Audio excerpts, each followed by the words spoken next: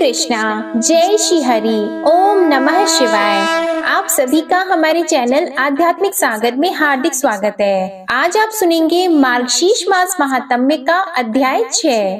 इससे पहले के अध्याय में आपने श्री राधा रानी के स्तोत्र श्री राधा कवच के बारे में सुना था। आज आप सुनेंगे श्री दुर्गा जी के 16 नामों की व्याख्या और दुर्गा जी की उत्पत्ति कैसे हुई, उनके पूजन की परंपरा क्या है और बहुत सी कथाओं के बारे में। प्रेम से बोलिए जय जय श्री राधे कृष्णा। देवर्षि नारद ने श्री नारायण से कहा, हे ब्राह्मण, मैंने अत्यंत अद्भुत संपूर्ण उपाख्यानों को सुना। अब दुर्गा जी के उत्तम उपाख्यान को सुनना चाहता हूँ। वेद की कौथुमी शाखा में जो दुर्गा, नारायणी, ईशाना, विष्णु माया, शिवा, सती, नित्या, सत्या, भगवती, सर्वाणी, सर्वमंगला, अंबिका, वैष्णवी, गौरी, पार्वती और सनातनी, ये 16 नाम बताए गए हैं। वे सबके लिए कल्याणदायक हैं। वेद वेत्ताओं में श्रेष्ठ नारायण इन 16 नामों का जो उत्तम अर्थ है वह सबको अभीष्ट है। उसमें सर्वसम्मत वेदोक्त अर्थ को आप बताइए। पहले किसने दुर्गा जी की पूजा की है, फिर दूसरी, तीसरी और चौथी बार किन किन लोगों ने उनका सर्वत्र पूजन किया है। श्री नारायण ने कहा, देवर्षि, भगवान विष्णु ने वेद में इन 16 नामों का अर्थ किया है। महामुने, अब देवी का वेदोक्त उपाख्यान सुनो। पहले पहल परमात्मा श्री कृष्ण ने सृष्टि के आदि काल में गोलोकवर्ती वृंदावन के रास मंडल में देवी की पूजा की थी। दूसरी बार मधु और कैटभ से भय प्राप्त होने पर ब्रह्मा जी ने उनकी पूजा की। तीसरी बार त्रिपुरारी महादेव ने त्रिपुर से प्रेरित होकर देवी का पूजन किया था। चौथी बार पहले दुर्वासा के शाप से राज्य लक्ष्मी से भ्रष्ट हुए देवराज इंद्र ने भक्ति भाव के साथ देवी भगवती सती की समाराधना की थी। तब से मुनींद्रों, सिद्धेंद्रों, देवताओं तथा श्रेष्ठ महर्षियों द्वारा संपूर्ण विश्व में सब ओर और सदा देवी की पूजा होने लगी। मुने, पूर्व काल में संपूर्ण देवताओं के तेज पुंज से देवी प्रकट हुई थी। उस समय सब देवताओं ने अस्त्र शस्त्र और आभूषण लिए थे। उन्हीं दुर्गा देवी ने दुर्ग आदि दैत्यों का वध किया और देवताओं को अभीष्ट वर के साथ स्वराज्य दिया। दूसरे कल्प में महात्मा राजा सुरथ ने, जो मेधस ऋषि के शिष्य थे, सरिता के तट पर मिट्टी की मूर्ति में देवी की पूजा की थी। उन्होंने वेदोक्त 16 उपचार अर्पित करके विधिवत पूजन और ध्यान के बाद कवच धारण किया तथा परिहार नामक स्तुति करके अभीष्ट वर पाया। इसी तरह उसी सरिता के तट पर उसी मृण्मयी मूर्ति में एक वैश्य ने भी देवी की पूजा करके मोक्ष प्राप्त किया। राजा और वैश्य ने नेत्रों से आंसू बहाते हुए दोनों हाथ जोड़कर देवी की स्तुति की और उनकी उस मृण्मयी प्रतिमा का नदी के निर्मल गंभीर जल में विसर्जन कर दिया। वैसी मृण्मयी प्रतिमा को जलमग्न हुई देखकर राजा और वैश्य दोनों रो पड़े और वहां से अन्यत्र चले गए। वैश्य ने देह त्याग करके जन्मांतर में पुष्कर तीर्थ में दुष्कर तपस्या की और दुर्गा देवी के वरदान से वे गोलोक धाम में चले गए। राजा अपने निष्कंटक राज्य को लौट गए और वहां सबके आदरणीय होकर बलपूर्वक शासन करने लगे। उन्होंने 60,000 वर्षों तक राज्य भोग किया। फिर अपनी पत्नी तथा राज्य का भार पुत्र को सौंपकर वे काल योग से पुष्कर में तप करके दूसरे जन्म में सावर्णी मनु हुए। हे वत्स, मुनि श्रेष्ठ, इस प्रकार मैंने आगमों के अनुसार दुर्गा उपाख्यान का संक्षेप से वर्णन किया।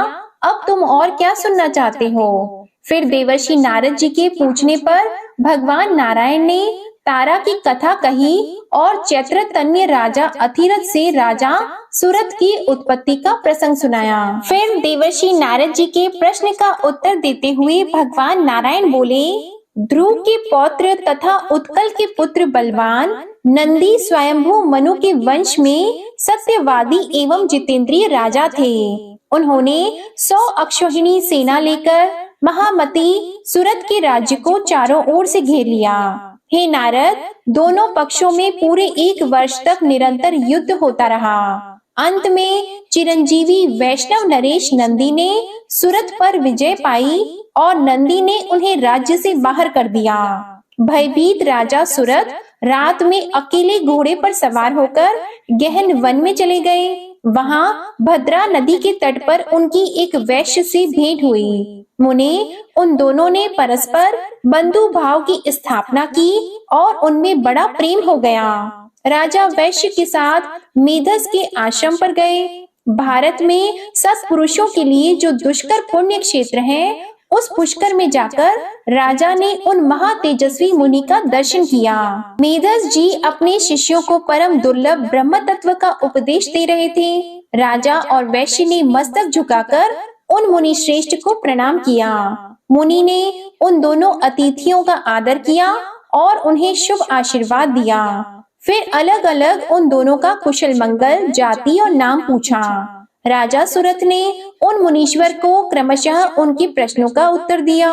राजा सुरथ बोले, हे ब्राह्मण, मैं राजा सुरथ हूँ। मेरा जन्म चैत्र वंश में हुआ है। इस समय बलवान राजा नंदी ने मुझे अपने राज्य से निकाल दिया है। अब मैं कौन सा उपाय करूँ?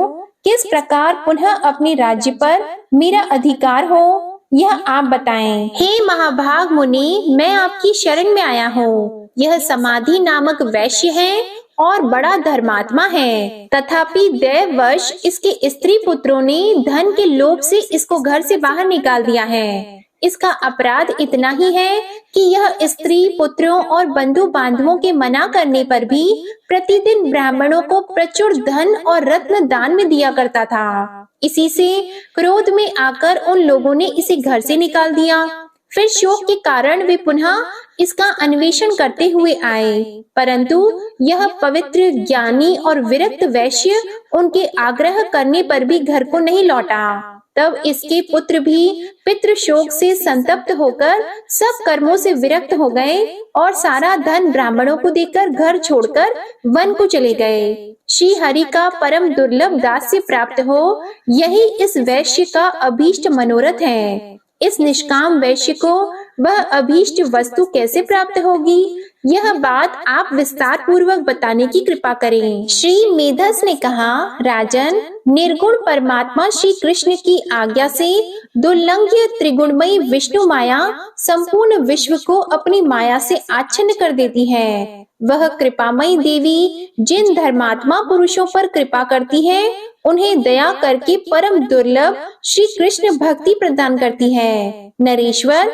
परंतु जिन मायावी पुरुषों पर विष्णु माया दया नहीं करती है, उन दुर्गति ग्रस्त जीवों को माया द्वारा ही मोह जाल से बांध देती है। राजन, मैं प्रचेता का पुत्र और ब्रह्मा जी का पौत्र हूँ तथा भगवान शंकर से ज्ञान प्राप्त करके परमात्मा श्री कृष्ण का भजन करता हूँ। महाराज, नदी के तट पर जाओ और सनातनी दुर्गा का भजन करो। तुम्हारे मन में राज्य की कामना है, इसलिए वे देवी तुम्हें आवर्णी बुद्धि प्रदान करेंगी और इस निष्काम वैष्णव वैश्य को वे कृपामयी वैष्णवी देवी शुद्ध विवेचना बुद्धि देंगी। ऐसा कहकर कृपा निधान मुनिवर मेधस ने उन दोनों को दुर्गा जी की पूजा की विधि, स्तोत्र, कवच और मंत्र का उपदेश दिया।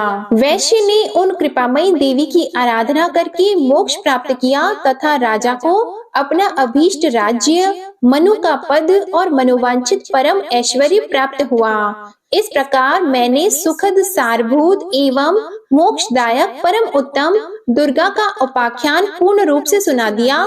अब तुम और क्या सुनना चाहते हो? अब देवर्षि नारद ने पूछा, हे भगवान, जो सर्वोत्कृष्ट मूढ़ों के लिए ज्ञान की वृद्धि करने वाला तथा अमृत का उत्तम सागर है, उस उपाख्यान को मैंने सुन लिया।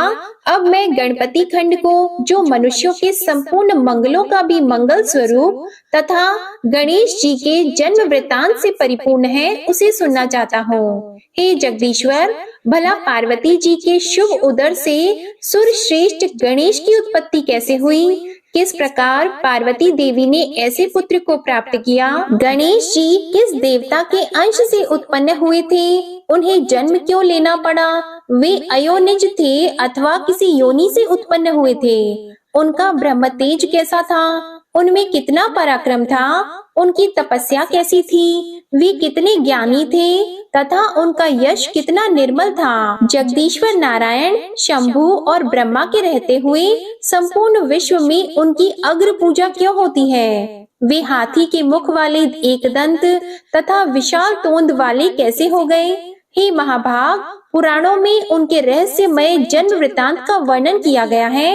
आप उस परम मनोहर तथा अत्यंत विस्तृत चरित्र को पूर्ण रूप से वर्णन कीजिए, क्योंकि उसे सुनने के लिए मुझे परम कौतूहल हो रहा है। श्री नारायण ने कहा, नारद, मैं उस परम अद्भुत रहस्य का वर्णन करता हूँ, सुनो। वह पाप संताप का हरण करने वाला, संपूर्ण विघ्नों का विनाशक, समस्त मंगलों का दाता, सार रूप निखिल श्रुतियों के लिए मनोहर सुखप्रद, मोक्ष का बीज तथा पापों का मूलोच्छेद करने वाला है। दैत्यों द्वारा पीड़ित हुए देवताओं की तेजो राशि से उत्पन्न हुई देवी ने दैत्य समुदाय का संहार कर डाला।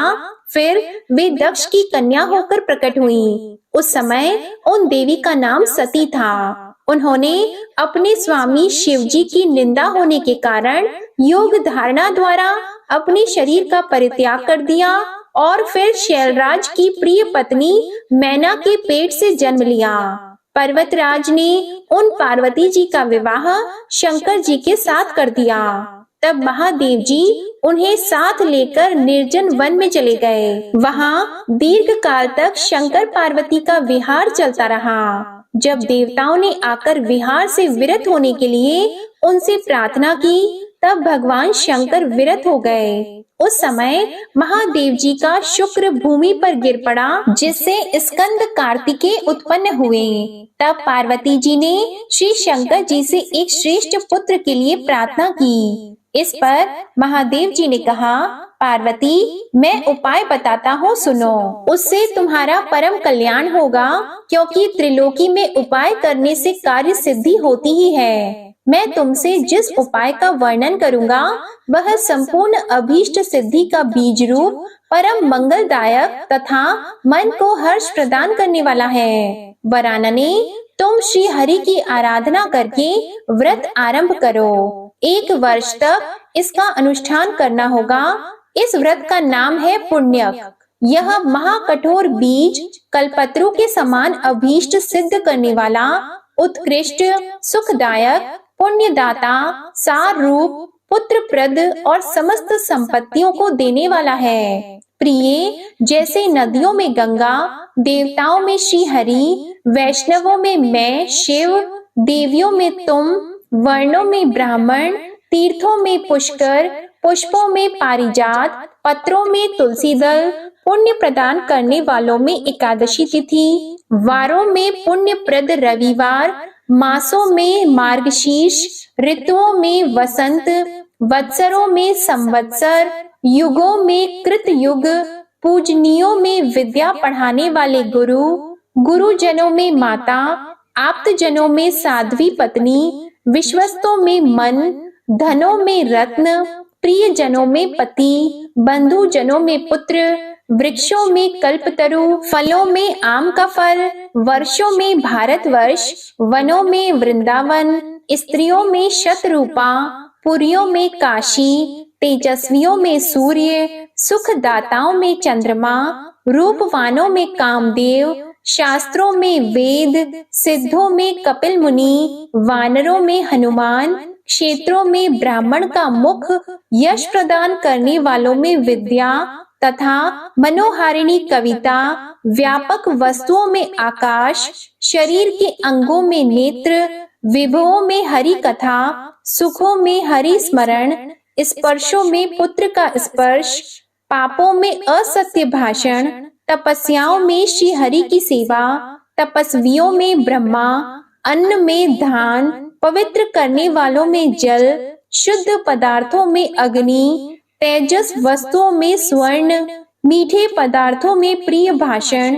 पक्षियों में गरुड़, योगियों में कुमार सनत कुमार आदि, देवर्षियों में नारद, गंधर्वों में चित्ररथ, बुद्धिमानों में बृहस्पति, श्रेष्ठ कवियों में शुक्राचार्य, काव्यों में पुराण, क्षमाशीलों में पृथ्वी, लाभों में मुक्ति, संपत्तियों में हरि भक्ति, पवित्रों में वैष्णव, वर्णों में ओमकार, मंत्रों में विष्णु मंत्र, बीजों में प्रकृति, विद्वानों में वाणी, छंदों में गायत्री छंद, यक्षों में कुबेर, सर्पों में वासुकी नाग, पर्वतों में तुम्हारे पिता हिमवान, गौवों में सुरभि, वेदों में सामवेद, तृणों में कुश, सुखप्रदों में लक्ष्मी जी, शीघ्रगामियों में मन, अक्षरों में अकार, हितैषियों में पिता, यंत्रों में शालिग्राम शिला, पशु अस्थियों में विष्णु पंजर, चौपाइयों में सिंह,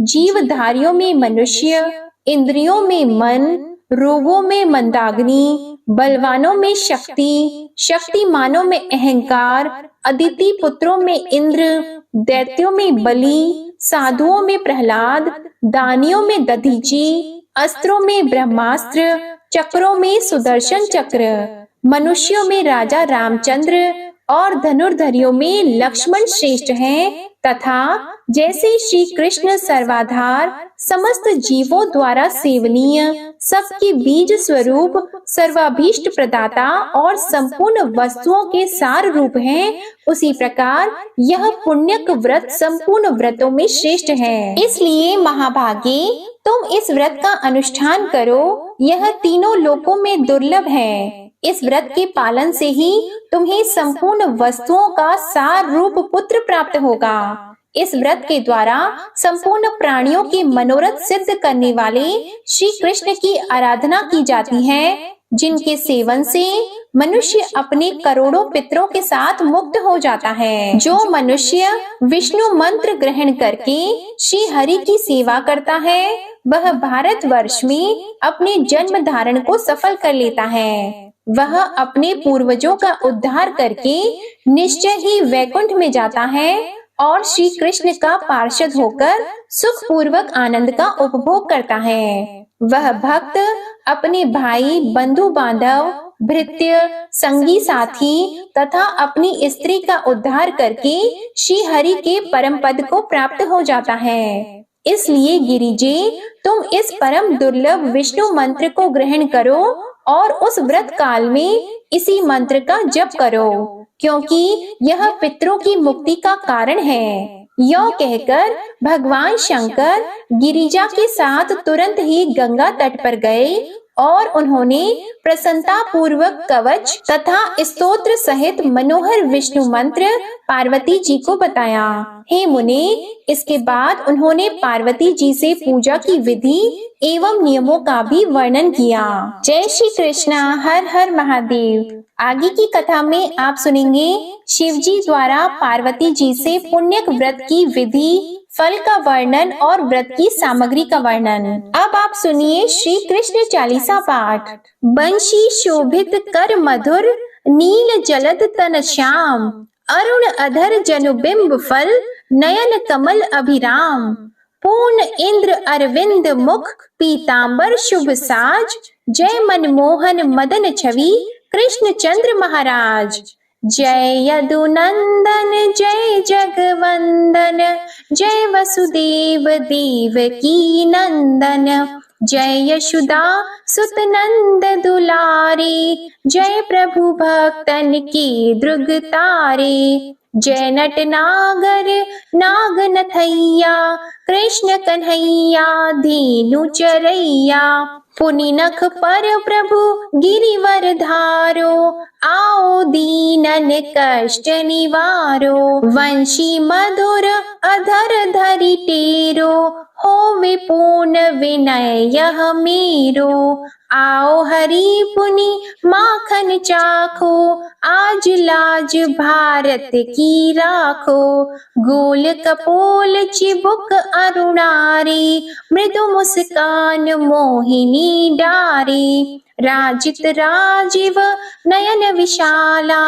मोर मुकुट वैजंती माला, कुंडल श्रवण पीत पट आछे, कटी किंकिणी काचनि काछे, नील जलज सुंदर तनु सोहे, छवि लखी सुर नर मुनि मन मोहे, मस्तक तिलक अलक घुंघराले, आओ कृष्ण बांसुरी वाले, करि पय पान पुत नहीं तारियो, अका बका का सुर मारियो, मधुवन जलत अगिन तब ज्वाला, भय शीतल लखतहि नंद लाला, सुरपति जब ब्रज चढ़्यो साई, मूसर धार वारी वर्षाई, लगत लगत व्रज चहन बहायो, गोवर्धन नख धारी बचायो, लखी यशोदा मन भ्रम अधिकाई, मुख मंद 14 भुवन दिखाई, दुष्ट कंस अति उधम मचायो, कोटि कमल जब फूल मंगायो, नाथी कली यहीं तब तुम लीन है, चरण चिन्ह दे निर्भय कीन है, करि गोपिन संग रास विलासा, सबकी पूर्ण करि अभिलाषा, केतिक महा असुर संहार्यो, कंस ही केस पकड़ी दे मारियो, मात पिता की बंदी छुड़ाई, उग्रसेन कह राज दिलाई, महिषी मृतक छहो सुत लायो, मातु देव की शोक मिटायो, भौमासुर मुर दैत्य सहारी, लाए 68 सहस कुमारी, देवी मही तृण चीर सहारा, जरा सिंधु राक्षस कहि मारा, असुर बकासुर आदिक मारियो, भक्तन के तब कष्ट निवार्यो, दीन सुदामा की दुख टारियो, तंदुल 3 मूठ मुख डारियो। श्री कृष्ण चालीसा समाप्त होती है। प्रेम से बोलिए भगवान श्री कृष्ण की जय। आपको आज की कथा पसंद आई हो, चालीसा पसंद आई हो तो वीडियो को लाइक कीजिएगा, शेयर कीजिएगा, कमेंट में भगवान श्री कृष्ण जी की जय लिखिएगा और चैनल को भी सब्सक्राइब कीजिएगा। इसी के साथ आज आप हमारे चैनल पर गुरुवार की व्रत कथा और महालक्ष्मी व्रत कथा भी जरूर सुनिएगा। जय श्री कृष्णा।